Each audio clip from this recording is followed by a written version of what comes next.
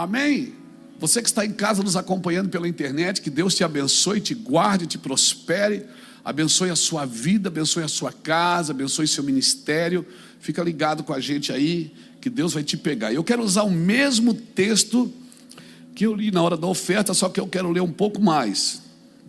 Aleluia. Abra comigo então Filipenses capítulo 4. Só que eu vou precisar da ajuda dos universitários. O meu óculos. Obrigado.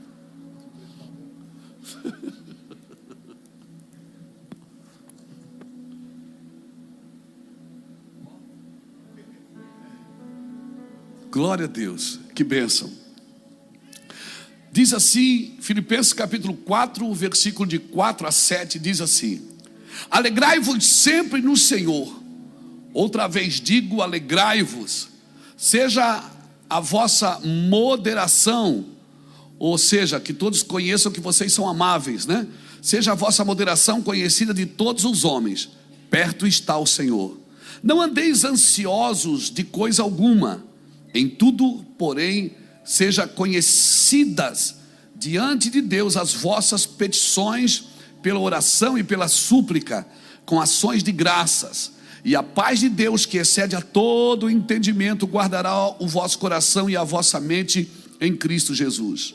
Finalmente, irmãos, tudo que é verdadeiro, tudo que é respeitável, tudo que é justo, tudo que é puro, tudo que é amável, tudo que é de boa fama, se alguma virtude há e se algum louvor existe, seja isso o que ocupe o vosso pensamento. O que também aprendeste e recebeste e ouviste e viste em mim, olha isso, o que também aprendeste e recebeste e ouviste e viste em mim, isso praticai, e o Deus de paz será convosco. Alegrei-me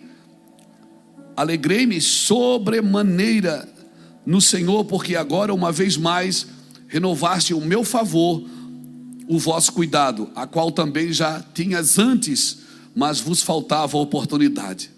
Dito isto, não por causa da pobreza, que aprendi a viver contente em toda e qualquer situação, tanto a ser humilhado, como também ser honrado. Em tudo, de tudo e em todas as circunstâncias já tenho experiência, tanto de fartura como de fome, assim de abundância como de escassez. Eu tudo posso naquele que me fortalece. Amém? Vocês suportariam uma leitura diferente? Amém? Então eu vou ler na nova versão, na versão, como é que é? NVT, nova versão transformadora. Alegrem-se sempre no Senhor, repito, alegrem-se, que todos vejam que vocês são amáveis em tudo e que fazem, em tudo que fazem vocês são amáveis. Lembrem-se de que o Senhor virá em breve. Não vivam preocupados com coisa alguma. Em vez disto, orem a Deus, pedindo aquilo que precisam e agradecendo-lhe por tudo que Ele já fez. Então vocês experimentarão a paz de Deus, que excede a todo o entendimento e que guardará o seu coração e a sua mente em Cristo Jesus. E por fim, irmãos, quero lhe dizer só mais uma coisa: concentre-se em tudo que é verdadeiro, tudo que é nobre, tudo que é correto, tudo que é puro, tudo que é amável, tudo que é admirável. Pensem no que é excelente e digno de louvor. Continuem a praticar tudo que aprenderam e receberam de mim, tudo que ouviram de mim e me viram fazer. Então o Deus de paz estará com vocês. Como eu me alegro no Senhor por vocês terem voltado a se preocupar comigo. Eu sei que sempre se preocuparam comigo, mas não tinham oportunidade de me ajudar. Não digo isto por estar em necessidade, pois aprendi a ficar satisfeito com o que tenho. Sei viver na necessidade e também na fartura. Aprendi o segredo de viver de qualquer situação, de estômago cheio ou vazio, com pouco ou muito. Posso todas as coisas por meio de Cristo. Aleluia. Amém? Que me dá força. Mesmo assim, vocês fizeram bem e me ajudaram na dificuldade pela qual estou passando. Que palavra, irmãos, fantástica.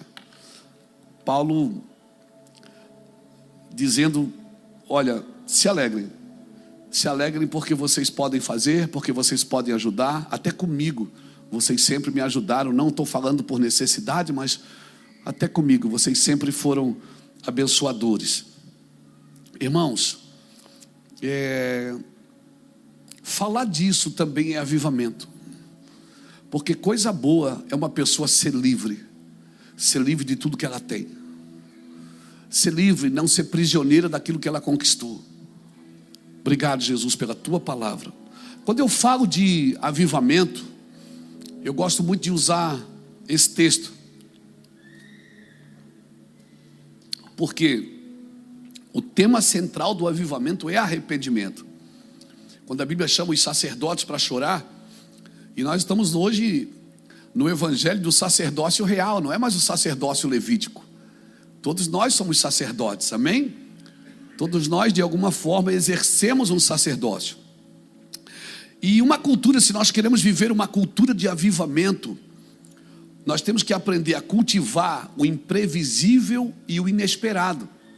Porque não se vive avivamento se a gente tem tudo pronto, como se fosse mecânico. E você nunca está aberto ao sobrenatural, nunca está aberto para o de repente de Deus. É bom ter tudo sob controle, amém? É bom ter as contas em dias, é bom você ter as reservas que você pode se manter, é bom você ter tudo em ordem. Eu, quando venho para o culto, eu nunca subi no altar para pregar sem ter alguma coisa preparada. Não significa que eu vou usar aquilo, mas eu sempre venho preparado. Por quê? Porque Deus me chamou para isso. Eu tenho que estar no mínimo preparado. É aquela coisa, eu estou aqui, mas eu não sei o que dizer, então não diga, sai daí. Você tem que estar pronto, amém? Não significa que tudo que eu escrevi eu vou dizer. Até eu passo muita luta, porque eu escrevo mais do que eu consigo falar. E você imagina que eu já falo bastante, e eu consigo escrever mais do que eu falo. É uma graça de Deus. Eu estava hoje em casa escrevendo e pensando, Deus, obrigado pela tua graça. Por quê? Porque ontem, quando eu estava fazendo a oferta no café de pastores, saltou esse texto dentro de mim e me deu uma confusão, porque eu queria pregar aquilo que Deus estava revelando na hora, mas não era para ontem, era para hoje. Agora tu imagina, eu fiquei com aquela comida remoendo na minha boca e tendo que falar outra coisa. Então a vida da gente é assim. A gente que prega, eu por exemplo prego todo dia. Eu vou pregar amanhã de noite, terça-feira de noite em Campinas, quarta de manhã, quarta de noite em Itupeva, quinta vou a Portugal, e aí eu prego, aleluia, todo dia.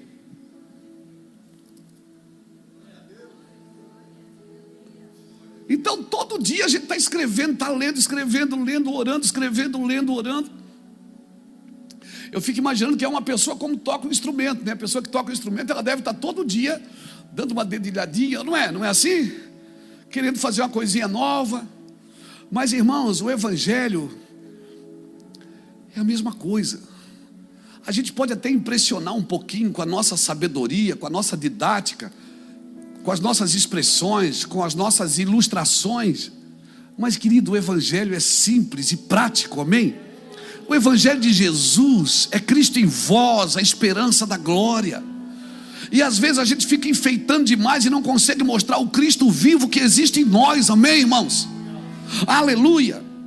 Então a cultura de um avivamento, ela tem que cultivar o imprevisível e inesperado. Ou seja, você vem pronto, preparado, mas você não sabe de onde veio o tiro.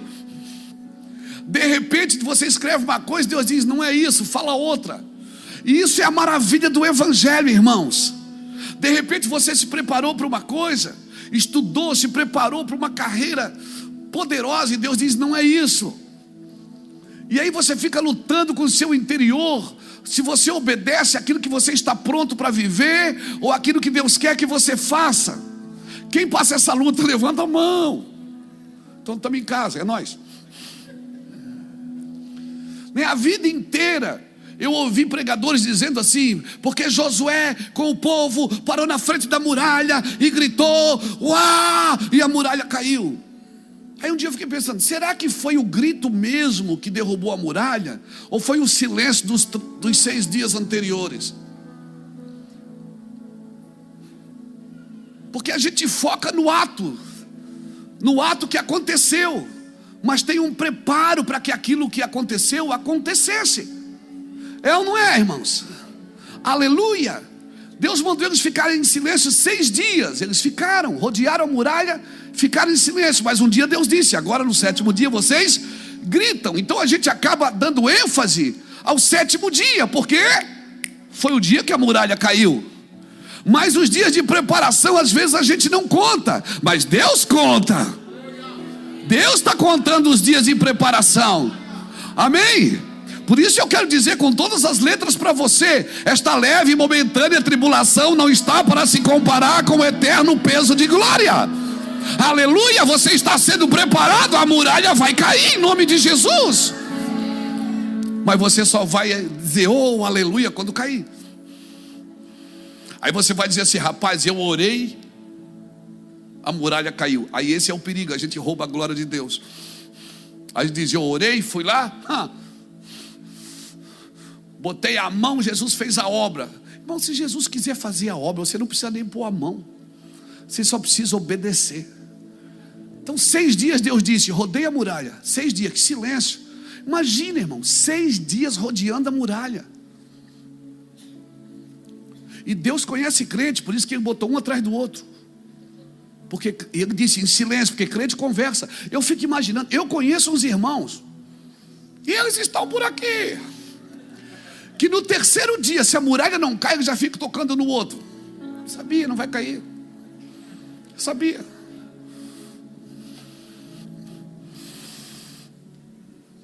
E Deus disse: fica um atrás do outro. Ficou um atrás do outro. E Deus disse em silêncio. Deus não deixou neles ficar de frente, tinha que ser um atrás do outro, porque crente fala com os olhos. Quando ele está num culto, ele não está gostando, ele olha para o outro e fala assim, ó. Ele conversa com os olhos, irmãos. Deus, sabendo os filhos que tem, botou um atrás do outro e diz: não conversa e não se olha. Mas no 7º dia Deus disse: gritem. E eles gritaram e ela caiu. Então a gente sempre dá ênfase ao dia que aconteceu, mas a gente não dá ênfase à preparação daqueles dias. Amém, irmãos? Mas por favor, irmãos, treinar é tão poderoso quanto jogar. O treino é que prepara você. Quando Paulo disse: eu tudo posso, ele estava dizendo: eu tenho fartura, mas eu também tenho necessidade. Eu aprendi a viver nas fases que o Senhor aplicou na minha vida. Por quê? Eu aprendi, eu estou preparado para esse lugar que Deus me colocou. Eu estou preparado, é isso que Paulo estava dizendo. Irmão, e o problema é que quando o avivamento, quando esse entendimento, eu acho que a pessoa que entende a lidar com as coisas espirituais e com as coisas materiais, ela já está vivendo um avivamento pessoal. Eu vou repetir: as pessoas que aprenderam a lidar com coisas espirituais e materiais e emocionais, elas já estão vivendo um avivamento. Elas já estão vivendo um avivamento, irmãos. Porque você vai perceber uma coisa: em Jericó naquele dia, quando as muralhas caíram, que veio a glória de Deus, e aconteceu o que Deus falou que ia acontecer, aconteceu também 2 coisas interessantes. Uma família que estava dentro dos muros, a família de Raabe, ela foi salva. Dias depois, a família de Acã, que estava dentro do propósito de Deus, foi morta. Porque avivamento faz isso. Ele separa aquilo que é daquilo que parece ser. Pessoas que você acha que estão em segurança, elas estão em debilidade, irmãos. E pessoas que você acha que são vulneráveis, o Senhor disse: a minha glória vai ser derramada sobre elas e elas serão salvas. Então a família que estava dentro foi para fora, e a família que estava fora do propósito veio para dentro. É isso que a glória de Deus faz, irmãos. Amém. O avivamento é necessário. Por isso nós devíamos orar por avivamento. Deveríamos, claro, mas nós também deveríamos lidar com situações. Porque eu ouso a dizer que tem coisas que não precisam da minha oração, preciso da minha sabedoria para lidar com elas. Tem coisas que eu preciso de sabedoria para lidar, não é oração. Porque senão eu passo, oro, mas eu nunca tenho sabedoria para lidar com aquilo. E aí eu estou achando que Deus não está respondendo, e Deus está dizendo: meu filho, eu quero te ensinar a viver nesse lugar. Então avivamento para mim é a soberania de Deus sendo estabelecida e a responsabilidade dos homens sendo praticada. Porque um avivamento irresponsável, eu até escrevi um livro sobre isso, tem ali na livraria, Avivamento Irresponsável. Um avivamento, irmãos, a gente acha que avivamento é quando está todo mundo no chão, caiu todo mundo na unção, os estádios cheios e lotados, mas não. Irmãos, eu conheço pessoas que já estão vivendo um avivamento dentro dos seus lares, dentro da sua família, amém? Na eficiência e na eficácia do poder de Deus. Estão experimentando curas de doenças, estão experimentando farturas. No meio de um caos, eles estão experimentando, estão vivendo um avivamento, tem testemunhos para dar. Amém? Amém, querido? Por isso eu preciso do Espírito Santo, eu preciso ser experimentado nas fases, a viver as fases da minha vida. Por quê? Porque Jesus não precisa de quem não tem o Espírito Santo. Jesus não permitiu nem que os apóstolos saíssem para pregar sem o Espírito Santo. Amém, irmãos? Pastor, o discurso é bonito, claro que é bonito, mas a prática é difícil. Por isso, tudo que nós construímos sobre o nosso orgulho, que não tem Cristo, isso precisa ser removido. Então eu e você, nós precisamos muitas vezes, nós costumamos nos arrepender fácil do pecado, mas nós também temos que nos arrepender de tudo que vivemos que não é Cristo em nossas vidas. Tem coisas que nós vivemos que não é Cristo em nossas vidas, é fruto dos nossos estímulos, a gente aprendeu a lidar com aquilo, mas aquilo não tem a vida de Deus em nós. Eu estou sendo claro? Dá para entender? Eu espero ser claro, porque você não precisa gostar do culto, você precisa entender ele. Porque às vezes eu entendendo, eu vou para casa e faço o meu culto a Deus, e pronto, eu não sou mais presa de ninguém. Aleluia. Deus, irmãos, eu acredito. O senhor acredita que Deus está removendo algumas coisas? Está, claro que está. A Bíblia garante isso em Hebreus capítulo 12, versículo 26 em diante. Diz que as coisas abaláveis, elas serão removidas para que as inabaláveis permaneçam. Então tudo que nós estamos construindo sobre aquilo que pode ser abalado, Deus vai remover.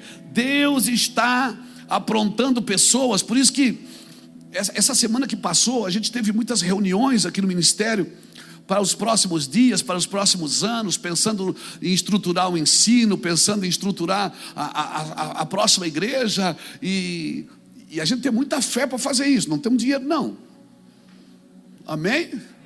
Nós estamos fazendo tudo isso sem dinheiro, mas vocês têm, graças a Deus. Então está tudo em casa. Então Deus está aprontando algo para assumir o que Ele está removendo.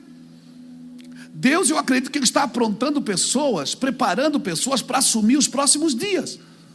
Quando eu digo assumir, não é que Deus vai jogar um fora e pegar o outro e botar para dentro. Não, não é isso. Não é isso. Mas o nível de autoridade, tem pessoas que estão perdendo a autoridade. Por quê? Porque estão negociando os seus valores. Quando você perde a autoridade de Deus não se perde, irmãos.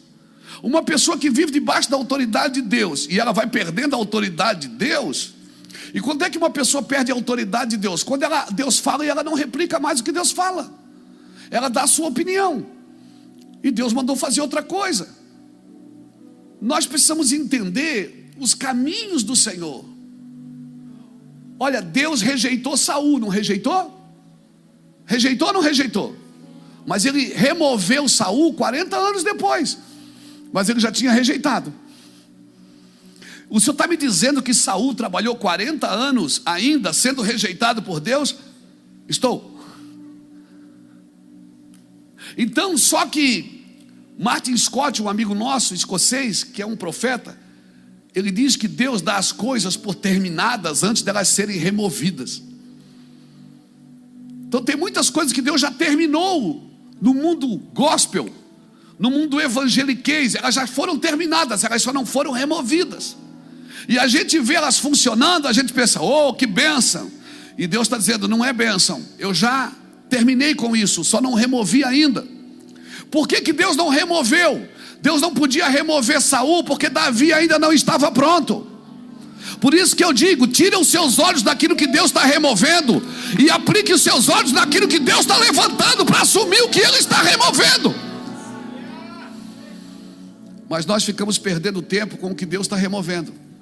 Discutimos na internet coisas que Deus está removendo, e Deus está dizendo, aplique seu coração naquilo que eu estou levantando. Isso não tem a ver com idade cronológica, não tem a ver, Deus está tirando os velhos e botando os novos. Não é isso que eu estou dizendo. Autoridade não tem a ver com idade cronológica. Claro que a idade cronológica ajuda na madurez ajuda, mas Deus está aprontando algo para assumir o que está sendo removido. O dilúvio caiu antes da arca ficar pronta? Não caiu. Mas quem é que construiu a arca? Foi Deus? Quem foi? Então quem é que constrói para assumir aquilo que Deus está removendo? Quem tem que construir essa pessoa, esse lugar? Sou eu. Então não foi Deus que construiu a arca, não. Deus estava construindo Noé enquanto Noé construía a arca. O dilúvio não caiu enquanto a arca não ficou pronta. Os filhos de Eli não morreram enquanto Samuel não estava pronto. Saul não morreu até que Davi estivesse pronto. Então eu digo com todas as letras, Deus está aprontando algo para assumir o que Ele está removendo. Amém? Ele não removerá até que tenha preparado o novo para assumir o que Ele está removendo. E nós ficamos discutindo por coisa que está caído. Está caído, viu? Fulano está caindo, fulano está caindo, a igreja está caindo.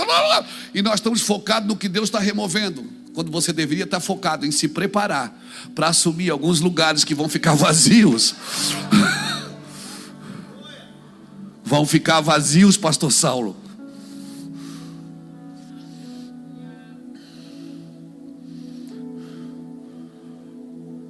Vão ficar vazios. Só que ninguém te vê derrubar leão e urso. Como ninguém te vê, não tem aplauso, não tem plateia. Mas você sabe que está derrubando. Você sabe. Sabe ou não sabe? O leão de manhã, o urso de tarde. E pensa que pode descansar. Não, irmão. Esse é o nosso problema. Nós só achamos que Deus nos usa quando tem alguém assistindo ou quando a câmera está ligada. Não, querido. Deus está te preparando. Por isso você tem que ser experimentado e ser contente em todas as circunstâncias da vida. Em tudo ser experimentado. Ser experimentado na dor, na perseguição, na tristeza, na angústia. Amém? Porque a glória de um homem não está no primeiro tapa, está no segundo. Como é isso? Quando alguém dá um, você dá o outro lado. Ninguém dá um aleluia, mas amém. A glória de um homem está na segunda milha. A primeira todo mundo vai, a segunda ninguém vai mais, porque ninguém acredita. Se não deu certo na primeira, para que eu vou na segunda? A segunda ninguém acredita. Por isso só vive os milagres e os propósitos de Deus quem permanece firme naquilo que Deus disse. Porque a glória de um homem, a glória de uma mulher está no segundo soco, irmão. Mas me tiraram a túnica, já levaram a capa? Já. E a túnica? Não, está comigo ainda? Não, então ainda não. Não fixe os seus olhos do que está caindo, mas do que Deus está construindo para assumir este lugar. Porque vai assumir, irmãos. Vai assumir, se prepare. Eu não estou dizendo que Deus tem que derrubar alguém para te levantar, não é isso que eu estou dizendo. Eu estou dizendo que Deus não vai parar em pessoas que não estão entendendo o seu propósito. Deus não vai parar, irmão. E era você para estar lá cantando, botando a musiquinha do Rock Balboa lá, tarará, tarará, subindo as escadas e apanhando. Como diz o profeta Rock Balboa, na vida não vence quem sabe bater, mas quem suporta apanhar.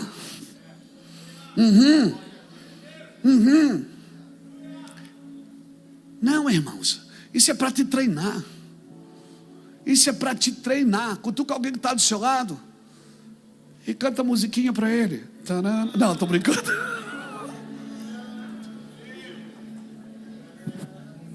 A gente era mais jovem, não faz muito tempo. A gente ia no cinema, quando tinha um cinema, né? Que a gente ia no cinema ver o filme do Rock Balboa, ele apanhava. Daqui a pouco ele caía, aí via as imagens tudo do passado, lembra?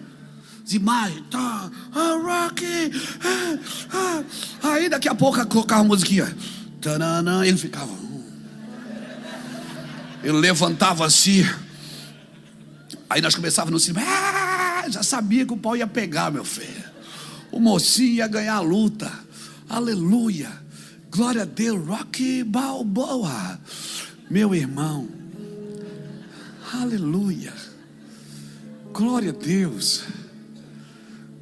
Mas a gente apanha, já cai, já sofre, já desiste e já fala besteira. Vou parar, estou cansado, não aguento mais, né, amor?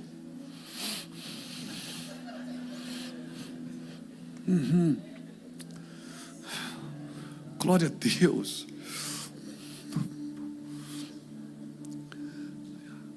Você cansa, não vê futuro. Por quê? Porque você sai da agenda de Deus para olhar para a sua agenda. E na sua agenda não tem sucesso, porque você tem que fazer alguma coisa para vencer. Mas na agenda de Deus, querido, já está consumado. Na agenda de Deus já está consumado. Aleluia, o Cordeiro foi sacrificado antes da fundação do mundo. Na agenda de Deus já está tudo pronto, meu filho. Aleluia. Eu vou dizer uma coisa para você que Danduque diz para mim sempre que eu ligo para ele. Ele disse: eu vejo você no futuro, Luiz, e você está muito melhor do que hoje. Aleluia. Deixa eu usar essa palavra motivacional, que eu nem sei pregar motivacional, mas eu vejo você no futuro e você está muito melhor do que hoje, muito mais animado do que hoje, muito melhor do que hoje, e muito mais preparado para viver a glória e a unção de Deus na sua vida. Você está me entendendo, querido? Mas por favor, se você não está entendendo, não fala besteira. Fala o que Paulo falou: eu tudo posso naquele que me fortalece. Eu aprendi a andar em cima, andar embaixo, no monte, no vale, na alegria ou na tristeza, na saúde ou na doença, na prosperidade ou na adversidade. Ei, eu aprendi. Entenda isso. E deixa que o Espírito Santo que foi te dado atrai a Deus para você. Quem atrai o Deus que você precisa é o Espírito Santo que está em você. Foi Deus que deu ele para você, para ele atrair Deus para você e mostrar Deus para você. Talvez o que você esteja vendo não seja Deus, seja o quê? Fruto dos seus estímulos, seja fruto das suas decepções. Não, irmãos, eu preciso entender o amor de Deus. Mas eu não sinto, pastor. Você não tem que sentir, você tem que entender. Porque você pode esquecer o que sente, mas nunca esquecerá o que entendeu. O que você sente, você pode esquecer um dia. Quando você não sentir mais, você esquece. Mas se você entendeu, irmão, ninguém mais tira de dentro de você. Por isso que Paulo, preso dentro de uma cadeia, prestes a morrer, ele disse: eu tudo posso naquele que me fortalece. Aleluia, glórias a Deus. Quando eu entendo, ninguém mais me tira dali. Aleluia. Pastor, mas é difícil lidar com crítica, lidar com isso. Você queria o quê? Queria ser aceito no mundo que Jesus foi rejeitado? Você queria ser aceito no mundo que Jesus foi rejeitado? Você quer ser aplaudido no mundo que Jesus foi crucificado? Você quer estar sempre de pé no mundo caído? Sabe, a única maneira de ficar de pé nesse mundo caído é pedindo socorro, é pedindo ajuda, é dizendo: me ajuda e me tire daqui. Há um pedido de ajuda, não é um ato de desistência, é um ato de eu quero continuar, eu quero continuar, eu quero continuar. Então o que eu sinto é bom, claro que é bom sentir, irmãos. Não anula o sentimento, não dá para deixar a alma em casa. A gente sente quando as pessoas falam mal da gente, a gente sente quando atacam a gente, quando atacam a nossa família, quando xingam a gente. Aí vez uma bobeira que você deu no trânsito, ia entrar e não entrou, o cara passa e faz dedo para você, xinga a dona Roseli, minha mãe, uma senhora tão abençoada. Dá vontade de ir atrás do cara? Não dá, gente. Quem tem vontade de ir atrás? Isso, sorria, não tem problema nenhum, você é normal. Não tem escondido, não, o sangue de Jesus tem poder, eu sou crente. Para de besteira. Você tem vontade de ir atrás, sim.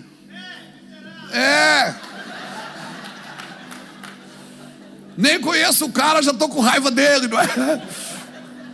O problema é que nós queremos, sabe, um mundo de santidade falsa, é fake, irmão. Porque se toda a santidade que eu conquistei é só fruto do meu esforço, isso não é santidade, é orgulho religioso. Deus só pode me ajudar se eu reconhecer quem eu sou. Então não tem problema eu ficar nervoso, miserável, né? O problema é eu parar e dizer: Deus, me guarda, eu não sou esse homem, eu sou teu servo, eu ainda sou pastor. E vai que esse cara congrega na igreja. E ele fez dedo para mim, Deus, e eu ainda vou ter que abençoar ele. E dizer: ô meu filho, dá o seu dedinho aqui que o pastor quer quebrar.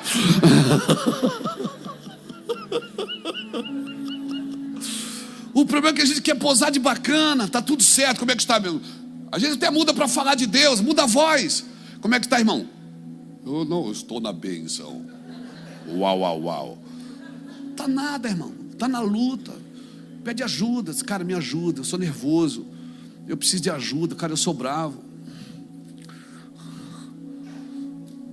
Não tem problema nenhum, a gente quer posar, mostrar uma coisa que a gente não é.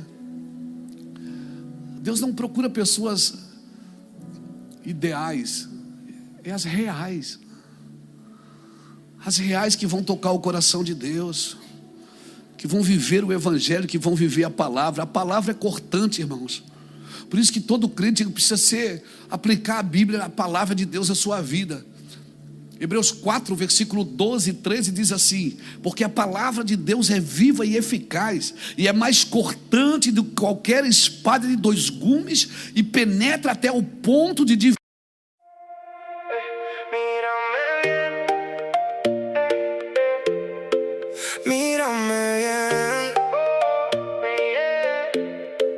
Te vi bajo el muelle, con arena en los pies, y esa cara de ella no, pero igual me mires. Traías un mensaje sin quererlo decir, yo con ganas de fuego, tú queriendo huir. Y tú me dices tranqui, pero tiembla tu voz, como vaso en la mesa cuando sube el calor. Si te va me deja mal, si te queda va a explotar. Tu nombre me sabe a sal y no lo quiero soltar. I almost said it on the way back home, but the words got stuck in my throat. You looked at me like nothing was wrong, so I let it go. We laughed about some random thing, like we weren't slowly fading out. Funny how we both can feel it, but never talk it out. It's always easier pretending than watching something end. We keep the peace in silence, like it's a better friend. I almost said it, but I didn't. Now it's hanging in the air. We act like nothing's different, but it's everywhere. I almost said it.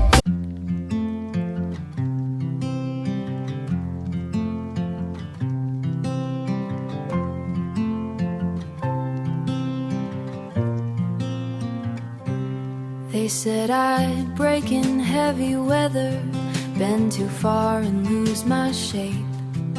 Carried storms I couldn't measure, wore the damage on my face. Tried to hide the cracks and fractures, like they made me less than whole.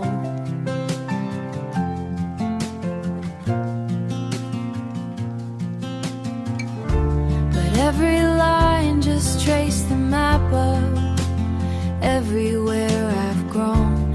I was waiting for a rest.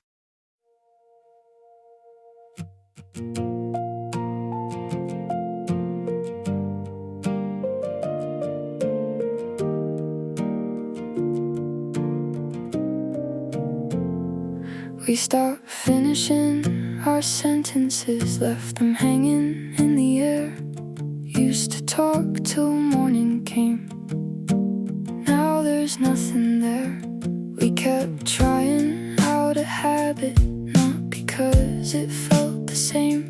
Two good hearts just slowly walking out of place. No explosions, no blame to assign, just a quiet change over time.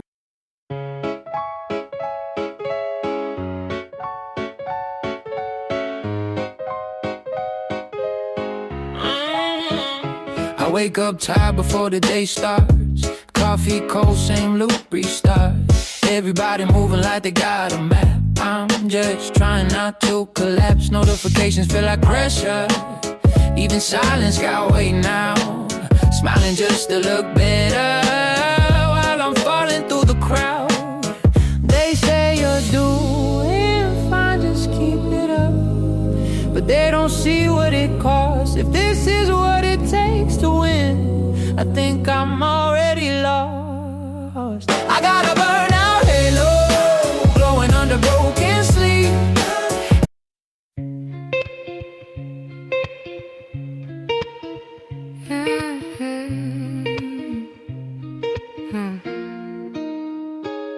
I walk these streets like they remember me. Neon signs blinking out my history. Same old cafe, same empty seat, but nothing here feels like it knows me.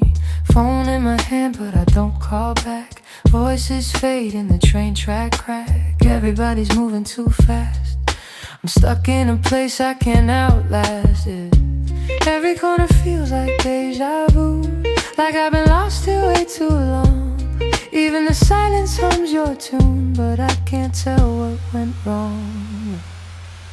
This city knows my name too well, but never asked.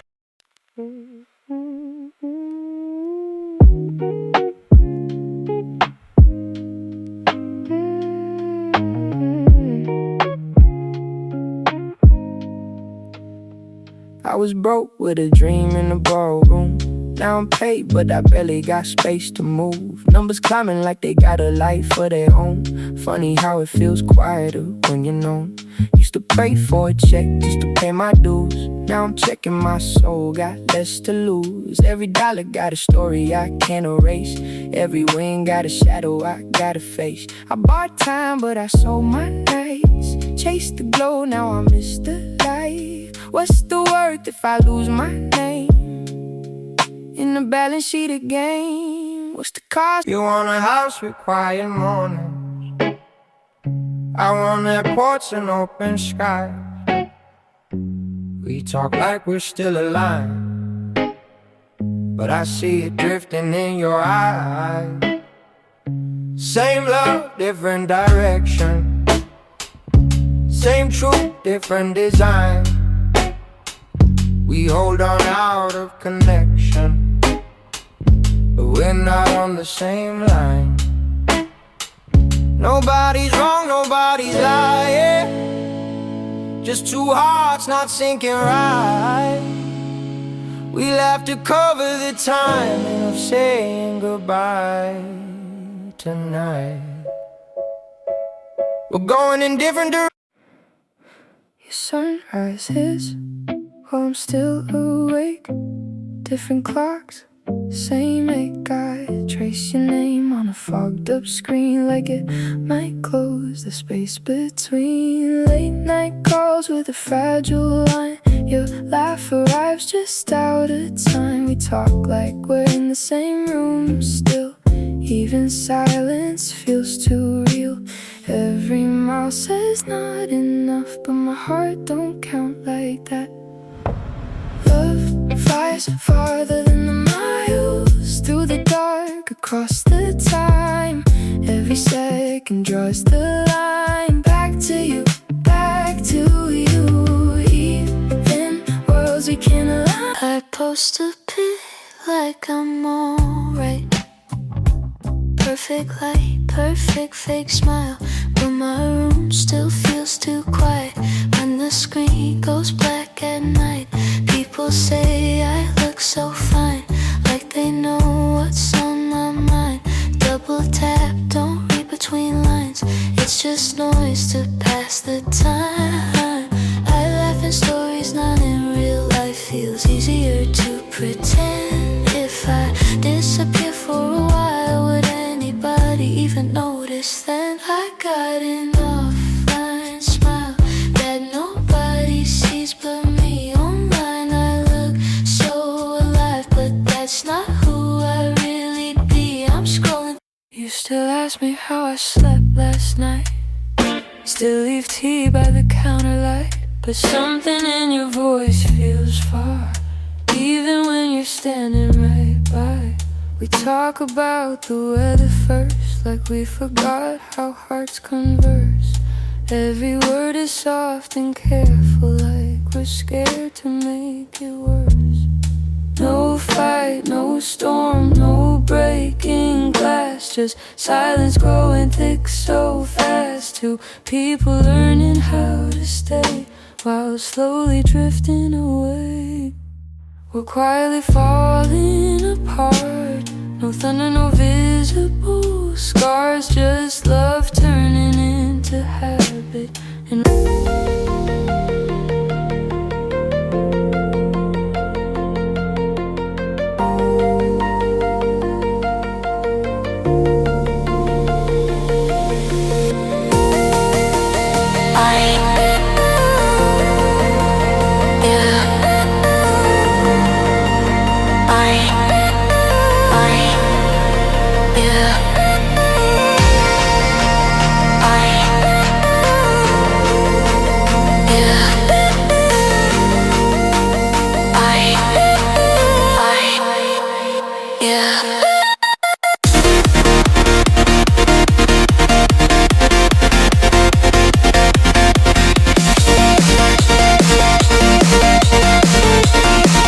dividir a alma e o espírito, as juntas e medulas. E ela é o quê? Ela é apta para discernir os pensamentos e propósito do coração. A palavra ajuda você a discernir o pensamento e propósito do coração.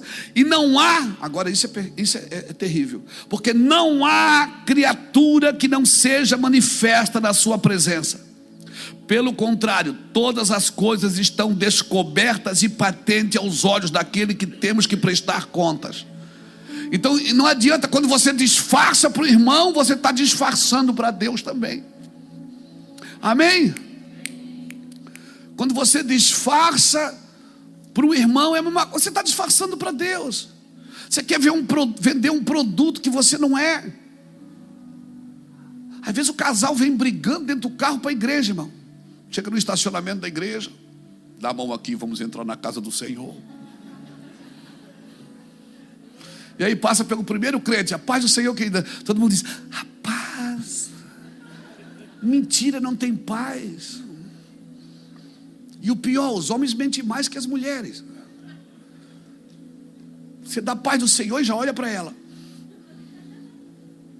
Ela está doida para dizer, não tem paz nenhuma aqui, esse homem é um miserável, estou com vontade de matar ele.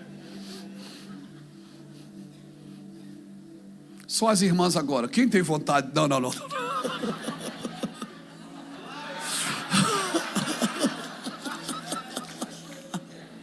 Estou falando deles, amor. Esse povo aí, ó. Nós é outro nível, mano. Nós somos pastor presidente.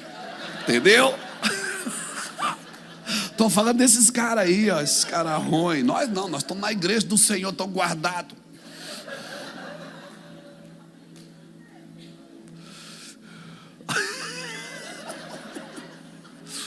Aleluia.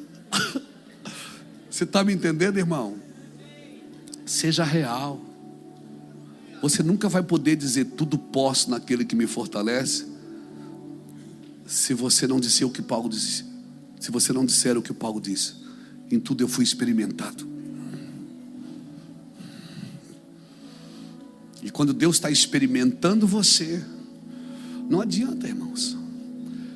Deus quer nos aperfeiçoar, nos deixar melhor. Tem muita gente que precisa ouvir a tua história, ouvir você, precisa da tua ajuda. Como você vai ajudar alguém se você não for real com Deus? Tem que ser real. Ainda que as pessoas elas se relacionam mais com as nossas conquistas e com as nossas vitórias do que com as nossas vulnerabilidades. E por isso muitos de nós não mostramos a nossa vulnerabilidade, porque achamos que as pessoas não vão se relacionar com isso. E nós nos enganamos. Por quê? Porque Deus aperfeiçoa a gente, o poder de Deus é aperfeiçoado na nossa fraqueza. E quando tu estás fraco, é que tu estás forte. Essa é a pedagogia de Deus, querido. Não vai mudar nunca. A palavra é apta para discernir os pensamentos e propósitos do coração. Ela traz luz aos pensamentos e desejos mais íntimos. Por isso que é bom se relacionar com Cristo, com a sua palavra, com as verdades das Escrituras. Por quê? Porque trazendo luz, ela traz luz até os pensamentos mais íntimos. Nada em toda a criação está escondido de Deus, amém? A Bíblia diz que tudo está patente aos seus olhos. Cada criação, cada estrela, Ele conhece pelo nome. Se toda a criação, você acha que nós, seres humanos, nós podemos fazer alguma coisa? Deus nos conhece. Então fala para Deus quem você é, seja real com Ele. A única forma de ser transformado é dizendo: Deus me ajude, eu sou assim. Não é vendendo um produto que nem você compraria. Irmãos, tudo está descoberto e exposto diante dos seus olhos, e é a Ele que nós vamos prestar contas. Irmãos, e eu já falei isso, eu vou repetir: a alma do crente, meu Deus, ela é altamente manipuladora. E olha, quer saber, ela é mais manipuladora do que a alma do ímpio. Por quê? Porque o crente, quando manipula, ele espiritualiza. O ímpio não. O ímpio já solta um palavrão. O crente, ele espiritualiza. Ele espiritualiza, ele coloca Deus no negócio. E aí quando a pessoa diz que Deus disse, Deus falou, e Deus mostrou, o que você vai dizer? Eu sou louco de ir contra Deus. Por isso é muito pior lidar com a alma do crente do que com a alma do ímpio.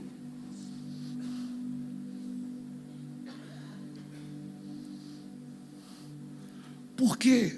Porque nós muitas vezes espiritualizamos a manipulação. Botamos Deus no meio e dissemos coisas que Deus não disse.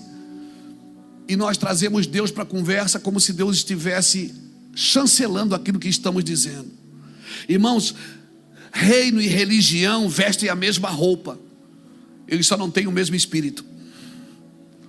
Mas reino e religião são muito parecidos.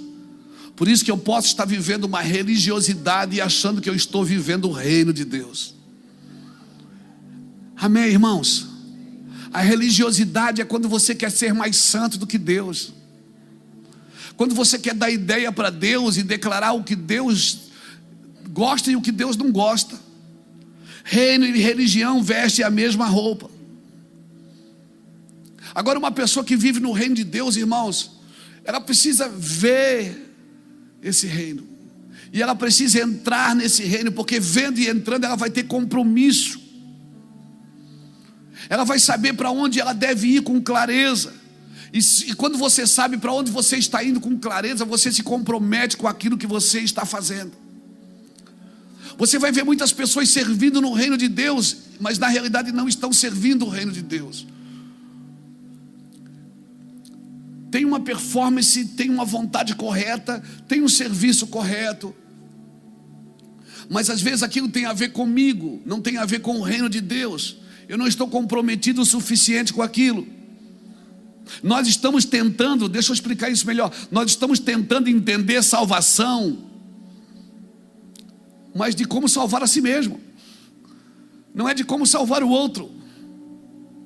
Nós não entendemos que nós fomos salvos para dar a nossa vida em favor de alguém.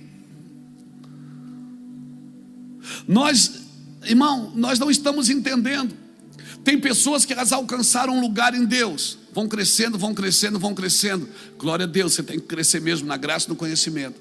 Aí a gente alcança um lugar em Deus, aí acontece alguma coisa de errado com a gente começa a trabalhar para proteger o lugar, não para proteger a gente. Irmãos, não é o lugar que você tem que proteger, é o seu coração. Sobre tudo que deves guardar, guarda o teu coração, porque é dele que procedem as saídas da vida.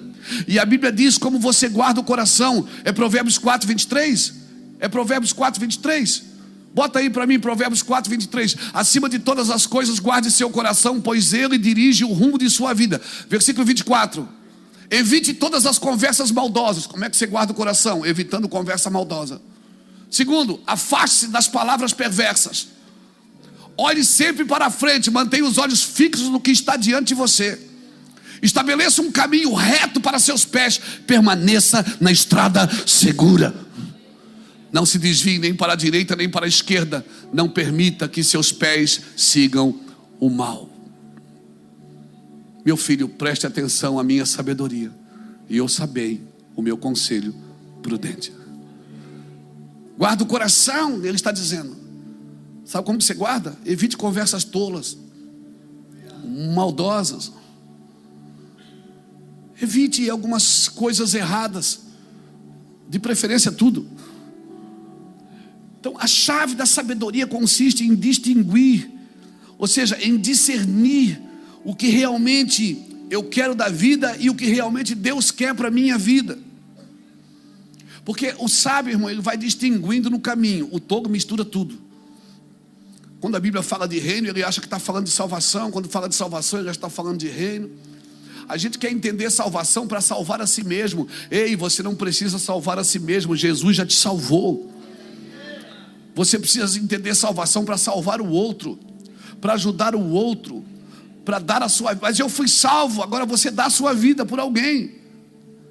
Foi para isso que Jesus te salvou. Sabedoria tem a capacidade de ver o certo dentro do errado, e também tem a capacidade de ver o errado dentro. Como é que é? Tem errado dentro do certo? Tem.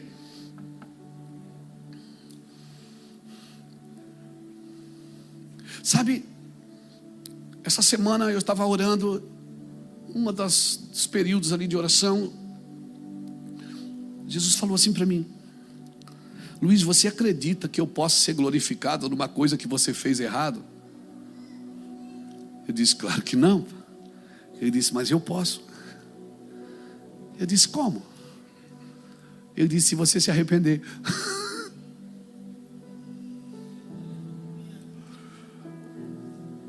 Porque quando você se arrepende, eu já não olho mais para o que você fez de errado, eu olho para o seu coração. Cara, aquilo mexeu tanto comigo, eu comecei a chorar. Então a vida com o Senhor é simples, irmãos. Porque o trabalho do engano, qual é? O trabalho do engano é relativizar tudo, colocar tudo junto. É achar que todo mundo que me elogia está me abençoando, e todo mundo que me critica está me amaldiçoando. Tinha uma mulher que elogiava Paulo, e Paulo mandou ela calar a boca e disse que ela estava endemoniada. E a Bíblia diz, bem-aventurados sois vós quando mentindo disserem todo mal contra vós. Eu digo, não, aí não, Jesus. Aí não, varão. Aí não. Então, a sabedoria, o temor do Senhor, ele vai alinhando o nosso coração para a gente separar o adorador da adoração. A sabedoria é a capacidade de discernir em favor da vida. Por isso eu preciso discernir. Eu preciso ajudar e servir pessoas. Mas eu também preciso dizer para as pessoas que elas têm que nascer de novo. Senão você corre o risco de ajudar sempre a mesma pessoa pelo mesmo motivo a vida inteira. E ela nunca recebeu uma palavra de crescimento. Olha o que diz Romanos capítulo 6, põe aqui para mim, Romanos 6, versículo 20 a 23. Romanos 6, 20 a 23, diz assim: quando eram escravos do pecado, estavam livres da obrigação de fazer o que era certo. O qual foi o resultado? Qual foi o resultado? Hoje vocês se envergonham das coisas que acostumavam fazer, coisas que acabam em morte. Alguém se envergonha daquilo que já fez no passado? Quer falar sobre isso? Não, claro que não. Agora, porém, estão livres do poder do pecado e se tornaram escravos de Deus. Fazem aquilo que conduz à santidade e resulta na vida eterna. Pois o salário do pecado é a morte, mas a dádiva de Deus, o dom gratuito de Deus é a vida eterna em Cristo Jesus, nosso Senhor. Paulo está dizendo o seguinte: quando eu era escravo do pecado, eu estava livre da obrigação de fazer o que era certo, porque eu estava na lama mesmo, e pronto, final. E qual foi o resultado? Vergonha. Agora o verso 22 diz o quê? Agora, porém, nós estamos livres do poder do pecado. Para quê? Para nos tornar escravo da justiça. Ou seja, eu não sou mais escravo do pecado, mas eu ainda sou escravo da justiça. Porque agora eu tenho obrigações de fazer o que é certo. E pessoas não entendem a graça assim. Elas entendem a graça que eu posso agora fazer tudo de novo, porque Deus já me perdoou. Não! Eu era escravo do pecado, fui salvo do pecado para ser escravo da justiça. E no mesmo capítulo, e no versículo 19, Paulo está falando sobre a natureza humana que é fraca. Ele diz: olha, a natureza sua é fraca. No passado vocês se deixaram escravizar pela impureza e pela maldade, e o que fez vocês afundar no pecado. Agora vocês devem se entregar como escravo da vida de justiça. Você está me entendendo? Em outras palavras, resumindo, eu fui salvo para salvar, eu fui curado para curar, eu fui liberto da escravidão para me tornar escravo do amor de Cristo. Aleluia. Você está entendendo isso, meu irmão? Simples assim. Aleluia. Uma vez que a graça me libertou da lei, quer dizer que eu posso voltar a pecar? Claro que não, eu não devo, porque agora eu sou escravo daquilo que eu escolhi obedecer.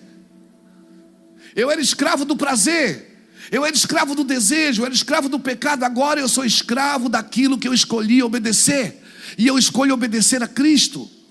Isso também não me isenta do tratamento, não me isenta de ser experimentado. Amém? Amém, irmãos? Alguém me disse esses dias: pastor, mas parece que agora a vida ficou pior. Eu disse: antes você não tinha inimigo, você fazia o que ele queria. Agora você luta contra a sua carne para não fazer o que ela quer. Ou você escolhe obedecer o pecado que te leva à morte, ou você escolhe obedecer a Deus que te leva à vida de justiça. Ou você se torna livre do pecado para fazer, ou seja, você se torna livre do pecado para fazer-se escravo da justiça de Deus. Então não é uma opção, irmãos. Você está me entendendo? Não é uma opção. Eu vou dizer para você o que eu digo para muitas pessoas: se você queria viver a sua vida da sua maneira, por que você entregou ela para Jesus?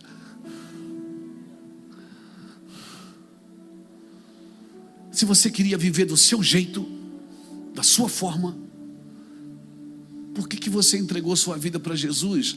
Eu vou dizer por que você entregou. Você entregou porque você não suportava mais a antiga vida. Estou certo?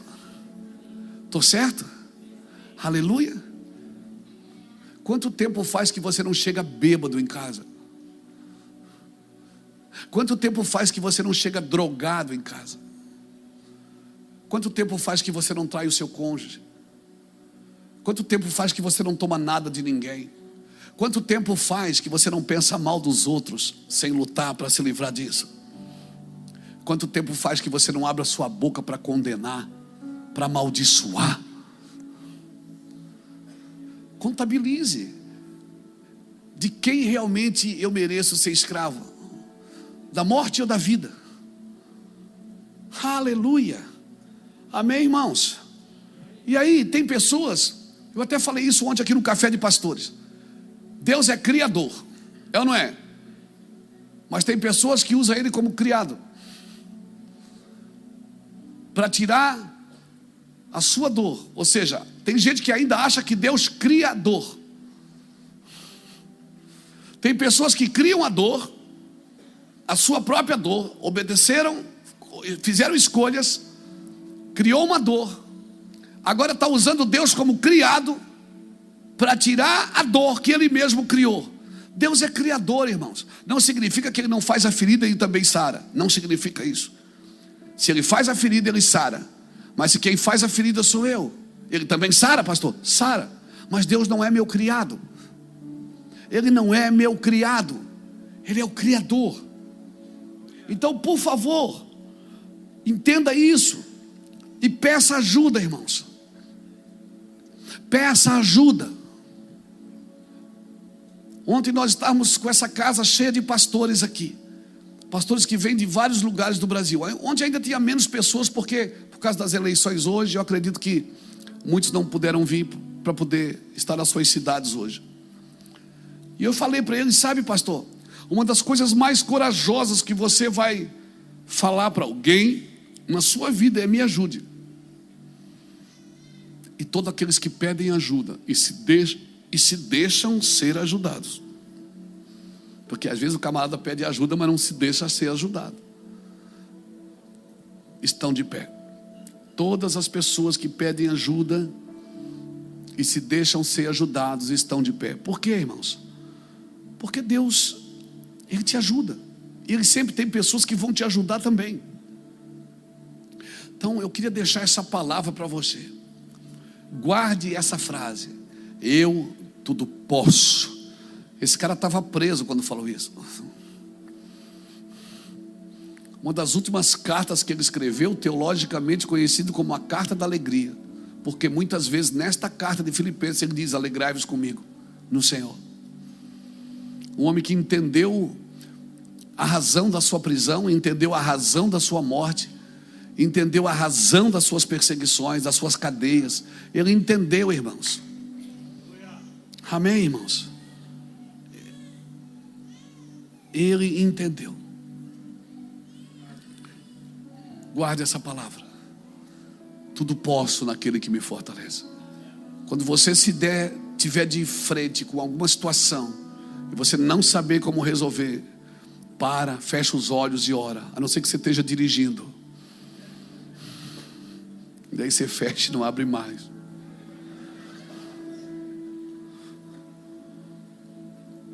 Para e diz: eu tudo posso naquele que me fortalece. Mas também esteja pronto para ser experimentado em tudo, a ter necessidade e a ter fartura, a morar em Alphaville e em Alfavela, na mansão e no barraco, ter seu carro próprio ou ir de busão. Seja experimentado e viva cada fase que Deus permite você viver com alegria e gratidão. E depois a gente sente e conversa. Viva cada fase com alegria e gratidão. Não fique procurando um culpado para a sua situação. Aleluia. E também não fique procurando pecado em você, porque você vai achar. E a hora que você achar, se você achar, e certamente vai, deixa que o Espírito Santo vai mostrando para você: isso está errado, isso está errado. Ouça bons conselhos de pessoas que estão andando com Jesus. Amém, irmãos? Ouça bons conselhos. Nossos relacionamentos, eles precisam ser saudáveis com Cristo. Fique de pé comigo, por favor.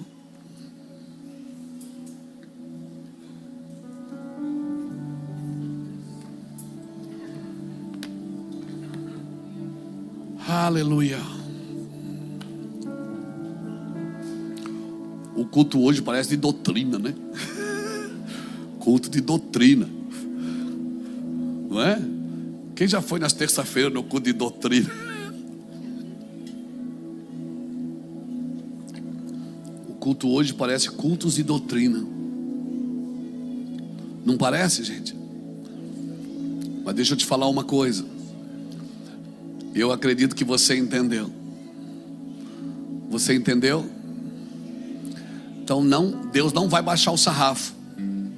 Ei, Deus não vai baixar o padrão para te abençoar, mas Ele vai pegar você pela mão e vai te ajudar a viver o padrão que Ele estabeleceu para você. Você crê nisso? Então saia do seu lugar e vem aqui na frente e me deixa orar com você. Aleluia.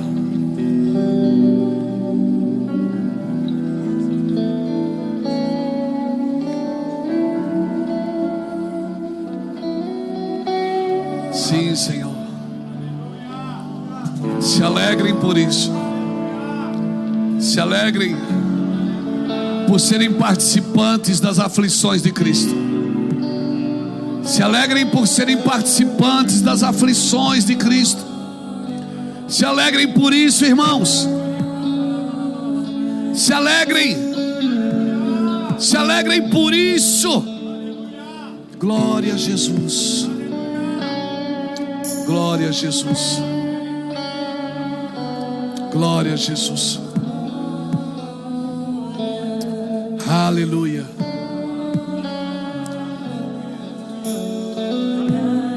Aleluia. Glória a Jesus. Glória a Jesus.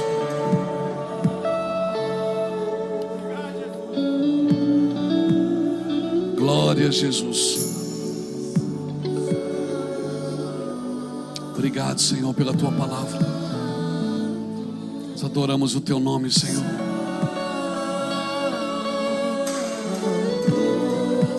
Sim, Senhor.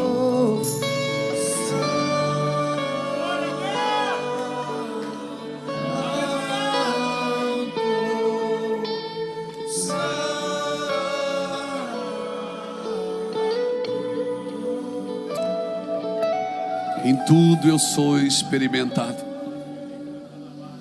Se alegrem, se alegrem.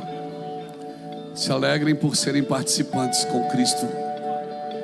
É necessário, irmãos, ser experimentado. É necessário. Eu não sou franciscano. Não estou pregando para você comiserações. Mas é necessário você passar por alguns lugares que vão deixar um selo em você. Um selo de continuidade. É necessário, irmãos. Sabe, eu vou te falar uma coisa muito séria. A Bíblia fala em Mateus 7, 24 de duas casas. Uma que está sobre a areia e sobre a rocha. E sabe, elas são iguais. Se você olhar para uma casa, ela não tem nenhuma diferença da outra casa.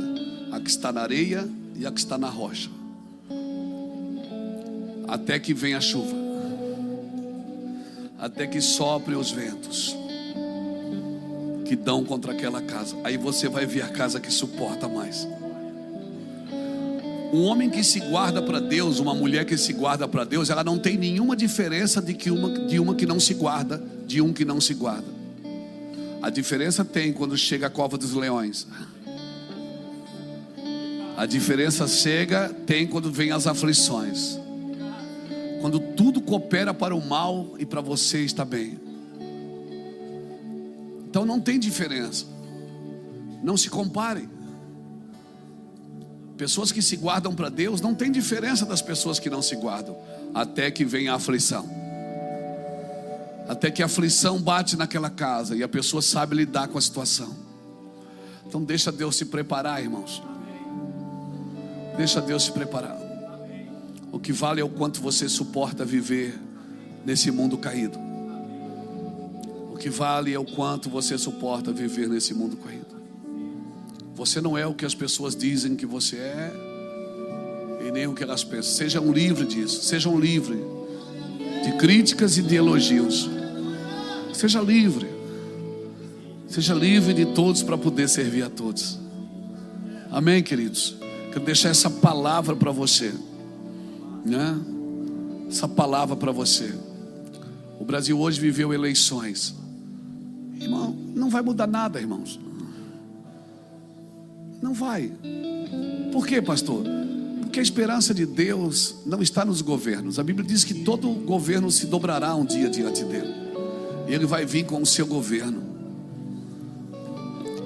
Nós cumprimos as nossas obrigações de cidadãos. Somos cidadãos, temos que votar, temos que escolher pessoas. Mas, irmãos, o que muda mesmo, a esperança de Jesus é a igreja. A esperança de Jesus é a noiva. Não coloque suas esperanças aonde não há esperança. Um dia todo joelho se dobrará, toda língua confessará. Um dia na eternidade Hitler vai estar lá de joelho dobrado, irmãos. Stalin, Mussolini, tantos outros. Alexandre o Grande vai estar lá. Lula e Bolsonaro também.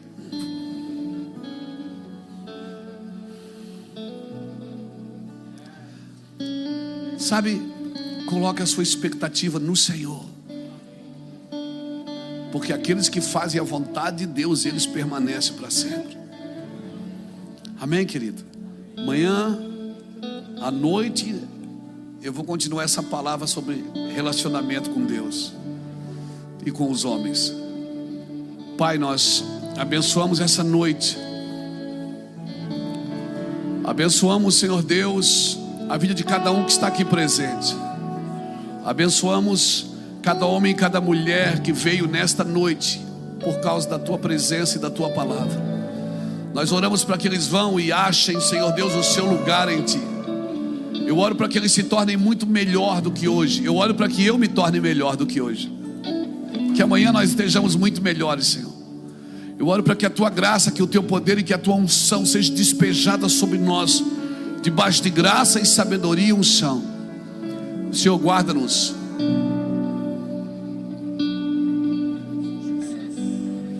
Eu oro por toda a enfermidade que está aqui. Eu oro para que caia por terra toda dor, toda infecção, toda inflamação. Eu oro para você que está doente, você que tem um diagnóstico médico nos seus ossos, nervos, nos órgãos, na sua corrente sanguínea. Eu oro para que você que tem um diagnóstico médico dizendo que você precisa de uma cirurgia, que você precisa de uma intervenção cirúrgica de médicos. Glória a Deus por eles, mas eu quero orar agora para que você seja curado totalmente aqui nessa noite, em nome do Senhor Jesus Cristo. Hoje você não vai dormir com dor, hoje você não vai dormir com doenças, hoje você não vai dormir desanimado. Eu oro por essa depressão que tem assolado a tua mente. Eu oro por essa perseguição do inferno que tem tirado o teu sono. A insônia tem tomado conta da tua casa. E nós declaramos agora que você seja totalmente curado para a glória de Jesus Cristo. Eu oro para que você seja livre de todas as prisões emocionais, em nome do Senhor Jesus Cristo, que tem roubado o teu sono. Em nome de você roda de um lado para o outro no travesseiro e não dorme a noite inteira. Eu quero declarar que hoje você vai deitar e vai dormir, porque a palavra de Deus tem uma promessa para você: em paz me deito e pego no sono, porque o Senhor me faz repousar em segurança. Nós oramos para que você seja livre de toda enfermidade, dores das pernas, a sua coluna, os seus ossos, coluna dorsal, cervical e lombar, as juntas dos seus joelhos, os seus tornozelos, a sua bacia, o seu quadril. Em nome do Senhor Jesus Cristo, eu oro para que todas as juntas do seu corpo comecem a ser curadas agora, em nome de Jesus Cristo. Seja livre da dor, essa enxaqueca do inferno que te assola todos os dias do ciclo menstrual. Eu quero declarar, mulher, você curada agora. Nunca mais você terá enxaqueca, em nome de Jesus Cristo. Seja livre.